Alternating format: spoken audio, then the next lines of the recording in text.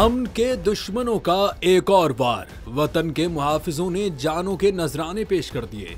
सूबाई दारुल हुकूमत कोयटा में सिक्योरिटी फोर्सेस के बम डिस्पोजल स्क्वाड की गाड़ी के करीब बम धमाके में 4 सिक्योरिटी एहलकार शहीद और 3 जख्मी हो गए।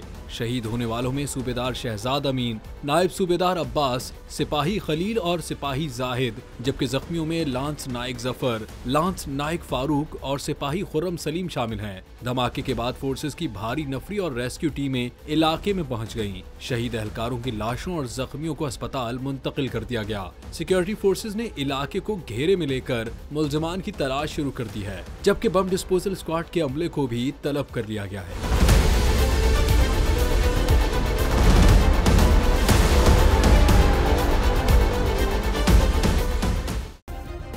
सब्सक्राइब करें और बेल दबाएं ताकि कोई खबर रह न जाए।